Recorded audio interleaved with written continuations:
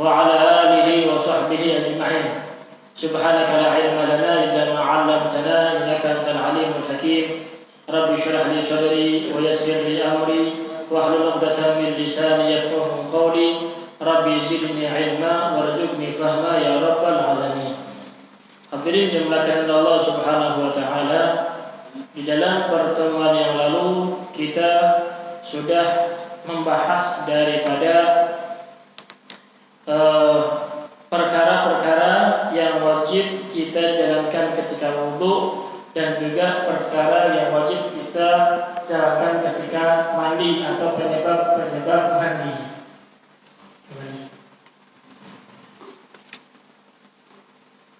Nah, dalam pertemuan lalu kita bahas bahwasanya wa in kana 'alaihi janabatun min mujama'atin aw khuruji maniyyin bi naumin aw ghairihi lazimahu ghuslu jami'i badanihi ma'aniyatin fil janabah.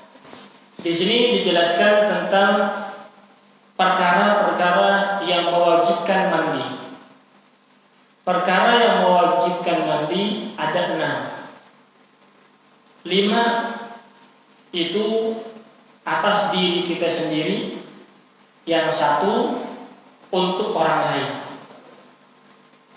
Yang untuk diri kita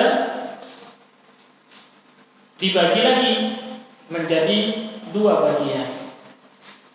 Yang 3 khusus perempuan, yang 2 bisa laki, bisa perempuan. Apa itu? Nah, yang pertama adalah kalau untuk khusus perempuan adalah bersih dari haid, bersih dari nifas setelah melahirkan. Ini khusus perempuan. Bapak-bapak nggak ada yang haid, nggak ada yang nifas, nggak ada yang lahirin. Ya, ini khusus perempuan. Alhamdulillah. Laki-laki nggak haid. Alhamdulillah. Coba kalau seandainya haid bagaimana? Kalau seandainya ngelahirin bagaimana? Subhanallah. Allah atur. Ya. Jadi yang bisa haid adalah perempuan. Nah, kenapa perempuan itu bisa haid? Perempuan selama masih ada rahim, masih memiliki rahim, perempuan bisa haid. Kalau rahim itu diangkat, sudah tidak bisa haid lagi. Kenapa? Karena haid itu adalah damu jibillatin yakhruju min aqsa rahimil mar'ah. Haid itu adalah darah yang memang sudah ditentukan oleh Allah Subhanahu wa taala untuk perempuan, yang keluarnya dari rahim perempuan. Sehingga kalau seandainya perempuan itu sudah hamil, jadi rahimnya terisi. Ketika rahimnya terisi, perempuan tidak bisa haid. Jadi kalau hamil nggak haid, ada Pak RT, ya di pengalaman, ya. Jadi ketika rahim ini terisi, maka tidak haid. Begitu juga kalau rahim ini diangkat, tidak haid lagi. Itu perempuan. Nah, selama masih ada rahimnya, ya, sampai pada umur yang memang sudah menopos 60 tahunan, itu perempuan tidak bisa haid lagi. Begitu berarti sudah tidak subur lagi. Nah, perempuan kalau sedang haid, maka yang diharamkan ada 10. Perempuan ketika sedang haid, maka yang diharamkan ada 10. Haid atau nifas, ada 10 perkara yang diharamkan. Sholat, ya, puasa, tawaf, ya, kemudian duduk di masjid, melewati di masjid, membaca Al-Quran, ya, kemudian ditolak seorang suami, itu haram, nggak boleh. Kemudian juga bersenang-senang dengan suami, itu nggak boleh. Nah, dalam pertemuan lalu kan sedikit banyak kita sedang membahas kemarin permasalahan ketika seorang istri itu sedang haid. Ya, begitu. Apalagi kalau PRT masih muda. Nggak bisa begitu. Gimana itu PRT? Nah, kalau seandainya perempuan itu sedang haid, haram untuk istimta, bersenang-senang dengan istri, ya, ma baina surah wa rukbah, antara pusar dan lutut, itu hukumnya haram, nggak boleh. Ya, dari pusar ke atas halal, mau diapain halal. Dari lutut ke bawah halal, bittifaq, diapain boleh, halal. Ya, itu ketika perempuan haid. Yang haram adalah antara pusar dan lutut. Itu pun ada khilaf beda ulama. Yang ittifaq semuanya mengatakan itu haram adalah hubungan suami istri, hukumnya haram. Bahkan apabila seorang perempuan sedang haid, tetap diajak juga hubungan suami istri. Kalau seandainya nanti dengan hubungan ini akan terjadi anak, kata Habib Salim bin Abdullah bin Syatiri, biasanya perempuan yang sedang haid kemudian melakukan hubungan suami istri dan langsung hamil itu juga dengan hubungan itu hamil, maka anaknya biasanya ya jadi bencong, ya, jadi bencong atau homo, lesbi. Nah, itu biasanya seperti itu, atau berpenyakitan. Nah, dan dalam Islam diatur sedemikian rupa. Boleh suami bersenang-senang dengan istrinya, boleh. Ya, kapanpun boleh. Tapi ketika perempuan itu sedang haid, ada batasan. Ya, isna'u ma syi'tum illa ma fawqal izar. Boleh ngapain, tapi di atas sarung. Nah, di dalam permasalahan ini yang ittifaq bainal ulama bahwasanya itu adalah haram adalah an-nikah. Yang dimaksud nikah adalah al-wati, hubungan suami istri. Itu hukumnya haram bi ittifaq. Hukumnya haram. Begitu.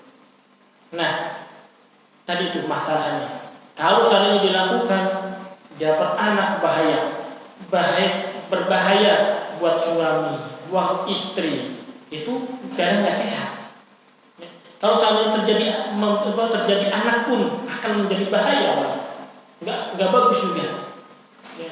Oleh karena itu, ketika perempuan sedang haid, ya perlu dijaga di dalam hubungan tersebut. Ya. Jadi yang haram adalah itu antara surah Al-Rukbah itu ada yang mengatakan haram, tapi yang bil ittifaq adalah ketika hubungan suami istri, ada hukumnya haram. Terus bagaimana? Ya, terus bagaimana? Seorang suami pengen dipuaskan oleh istrinya, boleh, tidak menjadi masalah. Itu hak daripada seorang suami. Tapi bukan dengan hubungan suami istri. Kan ada yang dibolehin tadi. Dari lutut ke bawah, monggo mau diapain boleh. Dari pusar ke atas mau diapain juga boleh. Boleh mau diapain aja, boleh. Sehingga sampai puas itu seorang suami, boleh. Begitu, diperbolehkan. Itu ketika perempuan tersebut sedang haid atau sedang nifas. Begitu. Nah, kemudian melahirkan, perempuan ketika melahirkan itu wajib mandi. Perempuan ketika melahirkan itu pun penyebab mandi. Jadi perempuan ada 3. Karena bersih daripada haid, bersih daripada nifas, dan setelah melahirkan. Baik melahirkannya itu dari sesar atau apapun itu perkara yang mewajibkan mandi. Perkara yang mewajibkan mandi. Adapun yang 2 adalah keluar mani dan hubungan suami istri. Keluar mani tidak harus dengan hubungan suami istri, dan hubungan suami istri tidak mengharuskan keluar mani. Tetap kedua-duanya itu perkara yang mewajibkan mandi. Sebagaimana kita contohkan kemarin, ya ART karena banyak tamu, ya, baru masukin ketok PRT penting ya, keluar tambah baju begitu. Nah, ketika meskipun belum selesai daripada hubungan suami istri tersebut, belum keluar, maka tetap wajib mandi. Atau belum nikah, ya ngimpi, ya kan belum nikah gitu, ngimpi, ternyata ngimpi enak, keluar mandi, wajib mandi juga. Tapi kalau mimpi enak, kenyataannya nggak keluar mandi, nggak wajib mandi. Mimpi enak banget, ya seakan-akan di dalam mimpi keluar mandi, tapi pada kenyataannya nggak ada, maka tidak wajib mandi. Jadi itu biasanya orang yang belum berkeluarga. Tapi orang yang berkeluarga langsung kan punya akses di situ. Nah, namun dijaga ketika haid dan nifas tersebut. Nah, itu perkara yang mewajibkan mandi. Nah, bagaimana mandi tersebut? Furudul ghusli ada 2. Ya, yang tadi kan ya baru 5. Yang satu lagi 6, yang ke-6 adalah kematian. Kalau 6 sebabkan orang lain. Pada orang meninggal dunia, maka kewajiban kita mandiin orang tersebut. Kenapa? Dia tidak bisa mandi. Kalau dia nggak bisa mandi, masih hidup namanya. Ramai jadinya. Begitu. Nah, itu. Jadi 3 khusus perempuan, 2 laki dan perempuan, yang 1 dia meninggal. Ya, yang 1 bisa meninggal tersebut sehingga 6. Sehingga para ulama berbeda pendapat. Ada yang menyebutkan ada 6, ada yang menyebutkan ada 5. Penyebabnya adalah kematian. Termasuk yang mewajibkan mandi ataukah tidak. Begitu. Karena kalau 6 kematian mewajibkan mandi, menyebabkan wajib mandi, tapi orang lain yang memandikan. Begitu. Furudul ghusli itsna. Yang mau furudul ghusl, perkara-perkara yang wajib dilakukan ketika mandi ada 2. Yang pertama berniat. Nawaitul ghusla li raf'il hadatsil akbari fadlillahi ta'ala. Itu niatnya. Wajib berniat. Niatnya di mana? Di dalam hati. Bukan di lisan, tapi di dalam hati. Nawaitul ghusla li raf'il hadatsil akbari, atau saya niat mandi menghilangkan hadas besar. Sudah cukup. Yang penting dalam hati ketika mengguyurkan air ke anggota tubuh kita. Yang kedua, setelah niat mengguyur semua anggota badan dari ujung rambut sampai ujung kaki, itu wajibnya. Dan tidak wajib dengan yakin 100%, tidak wajib seperti itu. Yang penting ya walabatul dzan, sangkaan kita dengan sangkaan yang kuat, air sudah membasahi seluruh anggota badan. Enggak harus kita ngacak, kan ada kata depan, kata belakang, sampai kita lihatin semuanya mengalir semua. Tidak harusnya nggak bisa begitu. Tapi biasanya kalau nyirahnya, ya biasanya basah atau enggak. Nah, sudah cukup seperti itu. Nah, ketika mandi, apakah wajib keramas? Ini kan pertanyaan. Ya, sehingga identik mandi keramas adalah mandi hadas besar. Ya, begitu. Apakah kita begitu? Nah, ketika mandi, apakah wajib untuk berkeramas ataukah tidak? Ya, kewajiban itu adalah menyampaikan air ke seluruh tubuh, baik itu rambut ataupun kulit. Kalau seandainya rambut tersebut ya sudah bisa, ya tidak menjadi masalah. Tapi karena biasanya seorang perempuan lepek kalau tidak pakai sampo, karena susah dikeningnya, maka pakai sampo. Itu tidak sesuatu yang wajib. Yang wajib itu membasuh atau membasahi seluruh anggota tubuh, baik itu rambut ataupun kulit.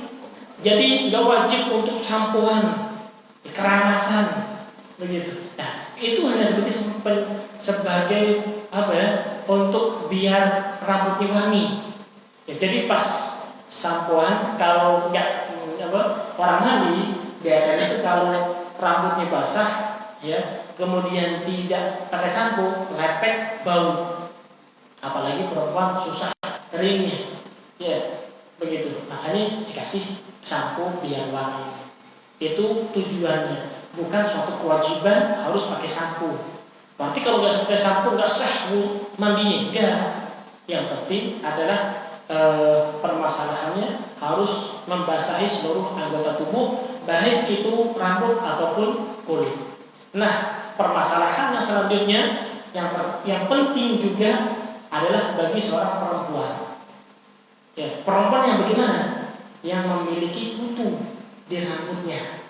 Nah, kadang-kadang rambutnya ada kutunya. Biasanya perempuan, apalagi rambutnya kayak singa. Singa beneran itu. Ya, gitu. Laki-laki ke rumah jadi kucing. Perempuan itu singa. Ya. Laki-laki, suami di luar boleh jadi singa, masuk ke rumah jadi kucing. Enggak berani meong. Gitu. Alhamdulillah. Jadi kalau seandainya perempuan, ya, kalau seandainya seorang perempuan, nah perempuan tersebut banyak kutunya. Kutu punya telur, apa itu namanya? Linsa, ya bahasanya. Kalau bahasa Arabnya namanya tobur, ya, bukan tobur itu linsa, telur kutu. Itu nempel ke rambut, dan pasti rambut itu nggak kebasahan karena dia nempel benar-benar ke rambut. Ya pernah nggak kutu kan? Ya, telurnya itu nempel banget. Itu pastinya rambut tersebut tidak kena air ketika mandi besar, ya, ketika mandi, ya, itu pastinya tidak kena air. Terus bagaimana cara membersihkannya? Di dalam mazhab kita ada dua pendapat. Bisa nanti diberitahukan kepada istri masing-masing, ya, atau anak masing-masing yang memiliki rambut kekutuan, ya, ada irisannya, ada telurnya. Kewajiban pertama mandi dulu, semuanya mandi, kemudian sampoan terserah. Setelah itu pastinya kalau masih ada irisannya, pasti ada bagian rambut yang tidak terkena air. Apakah wajib dicukur gundul? Enggak wajib digundul. Ya, tapi hal tersebut dimaafkan. Ya, boleh dimaafkan. Namun dalam pendapat Imam Abu Hatim Syekh bin Hajar Al-Haytami, beliau mewajibkan tayamum setelah daripada mandi untuk menggantikan bagian rambut yang tidak terkena air tersebut. Jadi setelah mandi baru tayamum untuk menggantikan. Ya, pengganti dari apa? Pengganti dari yang kepala bagian yang rambut tadi yang tidak terkena air. Itu dalam pendapat Imam Syekh bin Hajar. Meskipun Syekh bin Abdul Zakaria Al-Ansari itu tidak mewajibkan. Itu yang pertama. Yang kedua, permasalahan kutu lagi perlu diperhatikan. Ibu-ibu nantinya, kalau saya punya kutu disampuin, ya, kalau di kutu itu mati, itu jadi bangkai. Perhatikan ketika sholat, karena di dalam sholat harus tidak boleh membawa najis. Sedangkan bangkai kutu itu najis. Ya, setelah disampuin kan udah mati loh. Hati-hati. Setelah disampuin, pada mati, kudu dibuang dulu itu. Apa namanya? Pakai sabunnya atau pakai apa? Jadi hilang itu apa namanya? Kutunya. Bangkai kutu. Karena bangkai kutu itu termasuk najis. Itu perlu diperhatikan di situ. Jadi perlu diperhatikan. Ya. Ini yang perkara yang berhubungan dengan mandi. Ya. Penting perlu perhatikan permasalahan tersebut. Jadi yang pertama wajib niat nawaitul ghusla li raf'il hadasil akbar. Saya niat mandi untuk menghilangkan hadas besar. Disinilah mandi untuk membedakan mandi sunnah, mandi wajib dan mandi biasa, mandi ngadem. Ya. Di mana perbedaannya? Di dalam niatnya. Kalau dia niat nawaitul ghusla li raf'il hadasil akbar, maka menghilangkan hadas besar. Atau nawaitul ghusla li raf'il janabah, boleh. Nawaitul raf'il hadasil haid, boleh. Yang penting menghilangkan hadas besar tersebut. Nah, ketika dia mau mandi, nah, disunnahkan terlebih dahulu ya, untuk kencing bagi orang yang telah keluar mandi. Baik itu laki-laki atau perempuan, kencing dulu. Jangan sampai habis hubungan langsung mandi, ternyata masih ada sisa, keluar lagi, wajib mandi lagi. Nah, jadi sebelum mandi bagaimana?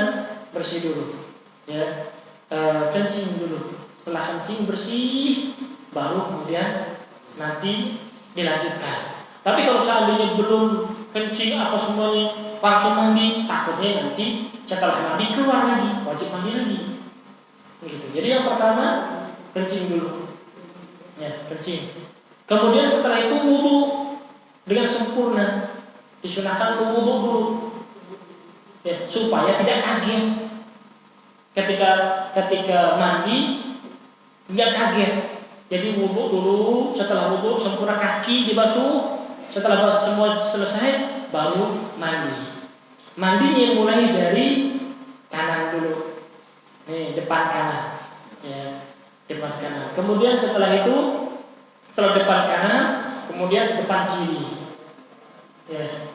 Kemudian samping kanan, ya, belakang kanan, ya, belakang kanan, kemudian sini, gitu. Beda dengan ini. Ya, kanan belakang, kanan depan, kanan belakang dulu. Kanan depan, kanan belakang, kiri depan, kiri belakang. Itu sebenarnya begitu. Berbeda dengan orang memandikan orang mayit, orang meninggal dunia. Kalau orang memandikan jenazah, kanan kiri langsung, belakang kanan kiri itu. Tapi kalau kita mandi, ya, kanan, kemudian baru kanan depan, kanan belakang, kiri depan, kiri belakang. Ya, itu sunahnya seperti itu. Ya. Kemudian setelah bebersih, ya, bebersih itu bisa menghilangkan najis, kemudian kencing, kemudian berwudu, bersih dulu. Nah, bagaimana niatnya berwudu? Ketika berwudu niatnya bagaimana? Seperti biasa. Nabatul wudu al-fi hadis sebab ada orang punya hadas besar tapi nggak punya hadas kecil. Ada nggak? Ada orang punya hadas besar tapi nggak punya hadas kecil. Kira-kira gimana itu? Contohnya. Ada orang punya hadas besar tapi nggak punya hadas kecil. Dia tidur seperti ini, mimpi keluar mani. Ini tidak membatalkan wudu, karena terus beri dengan wudu, tapi karena di keluar mani wajib mandi. Jadi dia punya hadas besar, nggak punya hadas kecil. Ketika berwudu bagaimana? Nawaitul wudu'a li'ada'i sunnatil wudu. Saya niat berwudu, saya nawaitul wudu li'ada'i sunnatil husli. Saya berwudu untuk menjalankan sunnah mandi. Tapi kalau dia punya hadas kecil, punya hadas besar, apabila hubungan atau dan sebagainya, maka nawaitul wudu al-raf'i hadis as-sirri qurbilillahi ta'ala seperti biasa. Seperti biasa. Nah, ketika kita punya hadas besar dan punya hadas kecil, ketika kita setelah mandi, apakah wajib wudu lagi atau tidak? Ya. Apakah kita setelah mandi wajib wudu atau enggak? Hadas kecil dan hadas besar itu kedua-duanya bisa dihilangkan dengan satu mandi. Cukup satu mandi itu sudah menghilangkan hadas kecil dan hadas besar. Kalau seandainya, ya, Pak Kasdi nggak punya hadas besar, punya hadas kecil, tapi dia mandi menghilangkan hadas besar, sah nggak wudunya? Apakah dia sudah boleh sholat atau tidak? Dia nggak punya hadas kecil, tapi dia niat nawaitul ghusl hadis akbar lillahi ta'ala. Apakah sudah sah wudu yang dimaksud menghilangkan hadas kecil? Ketika hadas kecil, ya, dihilangkan dengan cara hadas besar, maka hadas kecil pun hilang. Ya. Karena perkara sesuatu yang kecil bisa dimasukkan perkara yang besar, tapi perkara yang besar nggak bisa dimasukkan yang kecil. Wudu bisa dimasukkan di dalam mandi, tapi kalau mandi ada dihadapkan dengan wudu saja nggak bisa. Begitu maksudnya. Kalau seandainya dia mandi, ketika mandi, kemudian apakah wajib wudu lagi atau tidak? Nah, lihat, mulai dari awal sampai terakhir, sampai dari niat, nawaitu ghusla li raf'il hadatsil akbari fardhillahi ta'ala, niat. Setelah itu kemudian selesai mandi, apakah wajib wudu atau boleh sholat langsung? Kalau seandainya di dalam wudu, di dalam mandi dari awal sampai akhir, tidak ada perkara yang wajib wudu, maka langsung boleh sholat. Gimana maksudnya tidak ada perkara wajib wudu? Ketika mandi tidak memegang kemaluan, ya tidak kentut mandi, maka dari niat sampai selesai, boleh, berarti hadas kecil, hadas besar, kedua-duanya hilang. Tapi kalau saya setelah niat ternyata kentut, ya berarti ini punya hadas baru, hadas kecil, sehingga tidak bisa dihilangkan dengan mandi, begitu. Harus wajib wudu lagi, begitu. Jadi, wa in kana 'alaihi janabatun min mujama'atin aw khuruji maniyyin bi nawmin aw ghairihi lazimahu ghuslu jami'i badanihi. Wajib untuk membasuh semua badannya ma'aniyat raful janabah beserta niat untuk menghilangkan janabah. Begitu.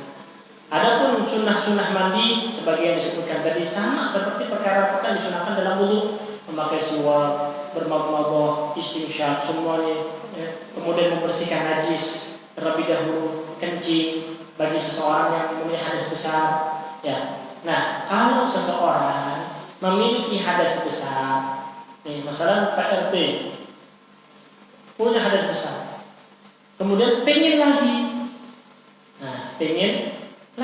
lanjutin, bagaimana? Sunnahnya wudu terlebih dahulu. Kalau memang nggak berani mandi, wudu, nggak sempat mandi, mau lanjut haji gimana? Mau mandi lagi, kebanyakan lepek gitu. Langsung aja wudu, minimal wudu, ya begitu, wudu dan dilanjutkan boleh. Atau mau makan, mau minum, hukum makruh. Kalau dia punya hadas besar, kemudian dia minum, dia makan, dia tidur, dia melakukan hubungan seksual lagi, pakai makruh. Bagaimana sunnahnya? Sunnahnya dia berwudu terlebih dahulu.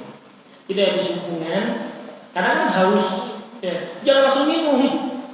Pengalaman. Jadi habis itu haus, jangan langsung minum. Ya, wudu dulu. Setelah kencing, kemudian wudu, habis wudu, udah minum dulu. Mau minum kopi, mau minum apalah, silahkan monggo. Tapi setelah wudu terlebih dahulu. Sunnah. Ya, kalau dia tidak wudu, ya, dia langsung makan, langsung minum, atau dia langsung tidur, ada hukum makruh. Ya. Ini biasanya laki-laki. Ya. Ngaku aja. Begitu. Ini kebanyakan laki-laki. Habis lemes langsung tidur. Ya. Padahal sunnahnya itu sunnah, ya, tidur dalam keadaan suci. Ini balik, ini sesuatu yang berat, berlaki-laki berat. Ya, kenapa? Karena memang seorang laki-laki, ya, membutuhkan itu doang. Setelah keluar, lemes, tidur. Itu biasanya begitu. Nah, sunnah ketika dalam tidur itu minimal. Kalau nggak berani mandi, maka wudu dulu, baru tidur. Ya. Atau mau nambah lagi boleh, tapi wudu dulu. Begitu. Mau makan, nambah tenaga boleh, wudu dulu. Begitu. Atau minum, kehausan, kelamaan. Nggak tahu ngomongnya. Begitu. Ada diserahkan untuk wudu dulu. Ada hukum sunnah. Begitu. Nah, kira-kira pahamnya. Ada yang ditanyakan? Ada yang bertanya? Paham semuanya nih ya? Iya, kita masalah gila lah. Paham aja ya? Begitu. Nah, kemudian selanjutnya adalah nawaqidul wudu, perkara-perkara yang membatalkan wudu. Kemarin ditanyakan Pak Kasdi, apa yang membatalkan wudu? Wa yanqudul wudu al-kharij min hadis sabilain, al-qubul aw ad-dubur ala ma kan. Setiap perkara yang keluar dari salah satu dua jalan, depan ataupun belakang, kubul ataupun dubur. Kubul itu jalan keluar kencing, namanya kubul, jalan depan. Dubur jalan keluar apa? Iya begitulah. Apa namanya? Buat buang air besar. Nah begitu. Kalau ada keluar dalam bentuk apapun, mau dalam bentuk koin, mau dalam bentuk batu, mau dalam bentuk mobil, mau dalam bentuk darah, yang penting keluar hukumnya najis, maka hukumnya membatalkan wudu. Perkara yang keluar, bukan yang masuk. Kalau yang masuk gak batal, yang masuk gak batal, karena masuk tidak membatalkan. Seperti makan, gak batal karena masuk. Atau dari belakang juga begitu, nggak batal. Yang masuk nggak membatalkan, yang masuk itu yang membatalkan itu adalah yang keluar. Baik itu keluar angin, ya, baik ada suara ataupun tidak ada suara, batal. Ya, ujuk-ujuk ada bau, ya, tanpa ada suara, batal. Begitu, batal. Atau ada suara tanpa bau, batal juga. Begitu. Kemudian juga kencing, baik itu berupa kencing air biasa atau kadang sakit keluar darah, tetap membatalkan. Alamakan dalam bentuk apapun batal. Begitu.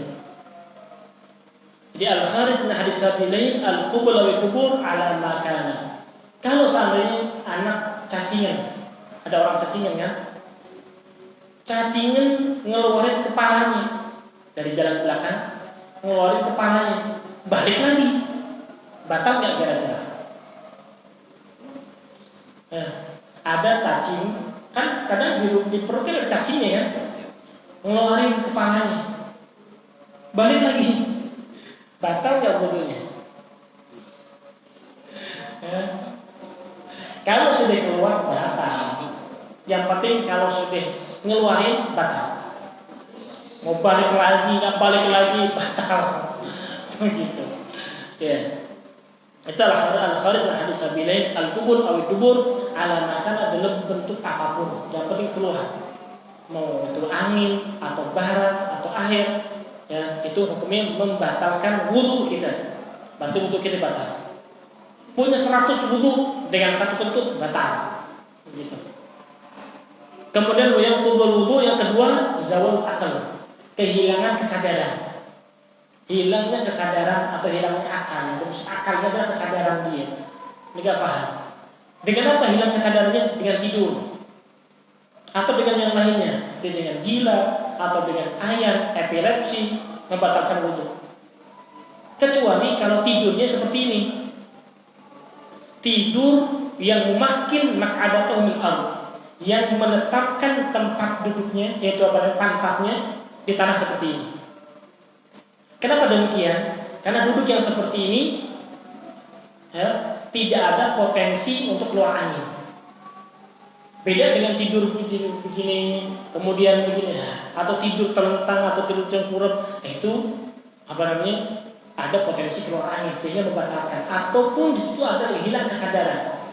Tapi kalau tidur seperti ini, dalam madzhab Imam Syafi'i tidak membatalkan. Meskipun dalam madzhab Imam Malik atau madzhab yang lain, tidur tetap membatalkan. Itu kalau tidur yang tidak seperti ini. Tapi kalau tidur seperti ini tidak membatalkan. Mau ngorok, ada suara ada ngoroknya, nggak membatalkan. Apalagi kalau pas khutbah itu tidur paling nyenyak. Tidur paling nyenyak kapan? Adalah ketika sedang khutbah. Subhanallah. Apalagi kalau khutbahnya pelan-pelan banget. Begitu. Ya. Enggak, yang penting begini. Tapi ada syaratnya. Tidur yang seperti ini yang tidak membuatnya ada syaratnya, ada 4. Mu'tadilul khilqah, enggak terlalu besar, enggak terlalu kurus. Harus biasa. Badannya biasa, enggak terlalu besar, enggak terlalu kurus. Kalau kurus dimungkinkan masih ada angin keluar. Kalau dia terlalu besar, enggak ketahuan, masih ada lubangnya untuk keluar angin. Ya. Yang kedua, ayyakuna maqadatun an yakuna makinan seperti ini. Itu yang kedua. Yang ketiga, harus bangun seperti ini. Kalau bangunnya seperti ini, dimungkinkan itu batal karena ada anginnya. Ya. Yang keempat, tidak dikabarkan oleh al-ma'sum Nabi. Seumpama ada seorang Nabi, Nabi Isa. Contohnya itu teman-teman nyontohin Nabi Isa turun, bilang sama Pak RT, tidur ente batal. Tadi lu kentut batal. Tidur begini, dibangunin sama Nabi Isa seumpama. Ya. Dan dikasih tahu ente kentut, ente batal. Tapi kalau yang ngasih tahu Pak Hasan gimana? Kita lihat dulu, orang adil apa enggak? Kalau memang dia adil, itu menurut Syekh bin Hajar batal. Menurut Syekh Romli tidak membatalkan. Itu kalau ada ngasih tahu ente tadi kentut. Nah, ada orang ngasih tahu ke kita, tadi ente ketika gini ada suara ente kentut. Boleh percaya apakah tidak? Kalau menurut Syekh bin Hajar batal wudunya. Jadi lebih baik wudu untuk berhati-hati. Begitu. Ada 4 tersebut. Ini baru 2. Insya Allah dalam pertemuan akan datang akan kita bahas lagi perkara-perkara yang membatalkan wudu ya yang selanjutnya. Wallahu a'lam bishawab. Al-Fatihah al-Qubul. Wa ta'ala kullu syai'in batin wa sirrun wa sirrun al-qulub. Ta'jil ma tulwa fatahna wa arfi bina bina tuntina sallallahu alaihi wa sallam. Barik fi hadha syahr al-'azim barna fi rajab sya'ban bulan Ramadan. يعين على الصيام والقيام وتلاوة القرآن والسنة من جملة ما حمل هذه النية ولا بين الصالحة وإلى حضرة النبي محمد صلى الله عليه وسلم.